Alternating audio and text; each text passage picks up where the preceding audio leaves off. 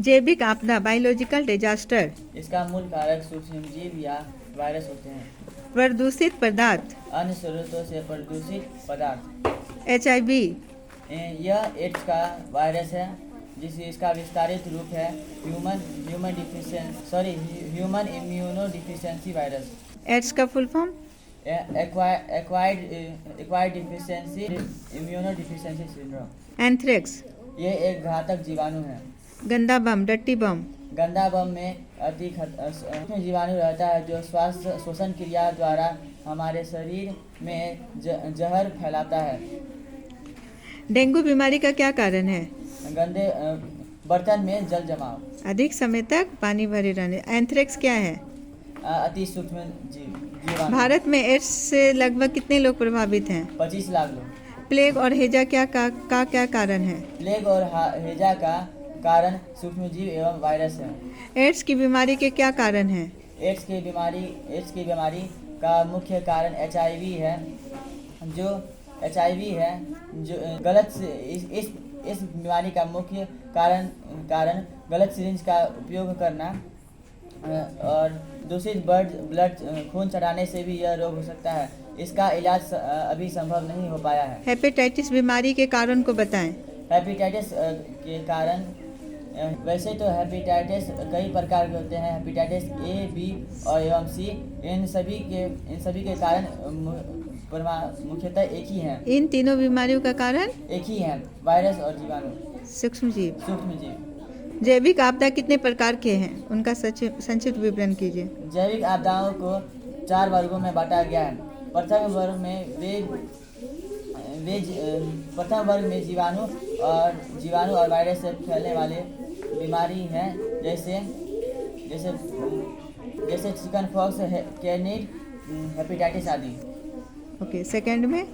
द्वितीय में भी वैसे हेपेटाइटिस को रखा गया है। Hepatitis A, B, C। द्वितीय वर्ग में भी जीवाणु और सूक्ष्मजीव से फैलने वाले रोगों को रखा गया है। हेपेटाइटिस, चिकन पॉक्स, इन्फ्लुएंजा आदि। एड्स आदि। तीसरे वर्ग में? तीसरे वर्ग में विनाशकारी बीमारी को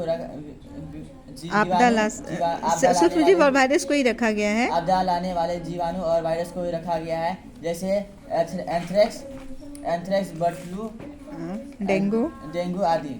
हैजा, मलेरिया, स्मॉल पॉक्स, डायरिया। याद है ये दोनों? इसी में सुन रहे हैं। जैविक अस्त्र क्या है? इससे उत्पन्न समस्याओं का वर्णन करें। जैविक अस्त्र आधुनिक एक नया युद्ध अस्त्र है। इसे अति विनाशकारी अस्त्र माना गया है। Weapon of mass destruction. यह अति महान विनाशकारी अस्त्र है। इसका विकास जापानियों ने किया था, लेकिन वस्तुतः इसका प्रयोग 2001 में अमेरिका के वर्ल्ड ट्रेड सेंटर में आतंकवादी हमले के बाद आरंभ हुआ। जैविक अस्त्र से उत्पन्न आपदा का वर्णन करना बहुत कम होगा, क्योंकि इसका प्रयोग बहुत कम ही हुआ है, लेकिन इसका इतना विनाशकारी है कि व्यक्ति और जीव को तुरंत ही काल के गाल समा देता है।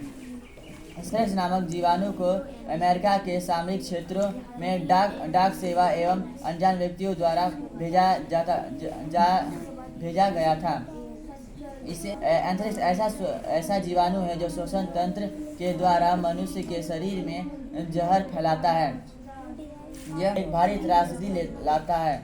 एंथ्रेक्स के अलावा और कई जीवाणु जैविक अस्त्र के अंतर्गत आते हैं, जैसे रोगंता उत्पन्न करने वाले जीवाणु।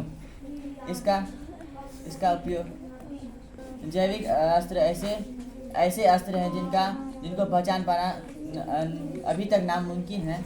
इसे पार पाना मुमकिन है। बहुत मुश्किल है। लेकिन इतना अवश्य कहा जा सकता है कि इस प्रयोगकर्ता एवं निर्माणकर्ता मनुष्य के हितैषी नहीं बल्कि शत्रु हैं।